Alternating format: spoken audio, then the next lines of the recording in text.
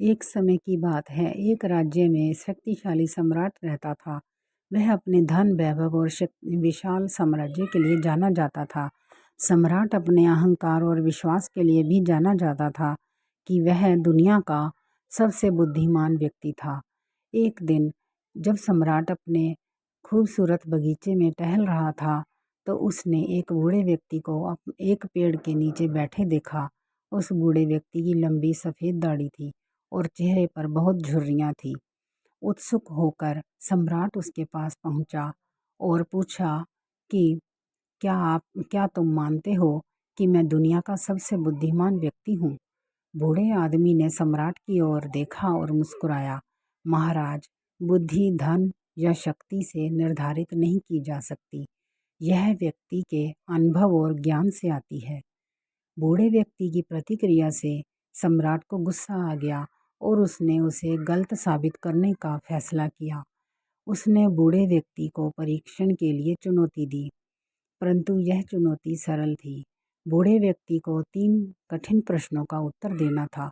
यदि वह उनमें से किसी का भी उत्तर देने में विफल रहा, तो उसे राज्य से हमेशा के लिए बाहर कर दिया जाएगा। पूरा राज्य इस चुनौती को देखने के लिए एकत्रित हुआ।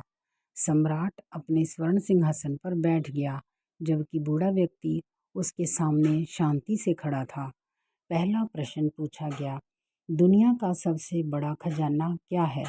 बूढ़े व्यक्ति ने एक पल के लिए सोचा और उत्तर दिया, दुनिया में सबसे बड़ा खजाना अच्छा स्वास्थ्य है। इसके बिना धन और शक्ति का कोई मतलब नहीं है।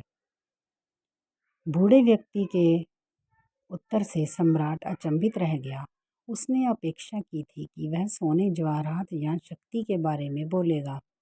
भीड़ बूढ़े व्यक्ति की बुद्धिमानी भरी प्रतिक्रिया से सहमति जताते हुए बड़बड़ाने लगी।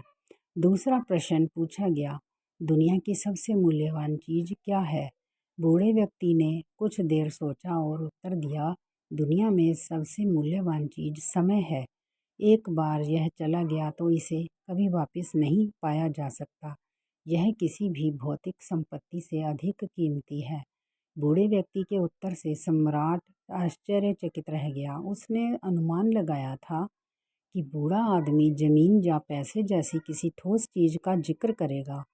भीड़ बूढ़े व्यक्ति की बुद्धिमत्ता से आश्चर्यचकित थी और सहमति में सिर हिलाया। अंत में तीसरा प्रश्न पूछा गया, दुनिया में सबसे महत्वपूर्ण चीज़ क्या है?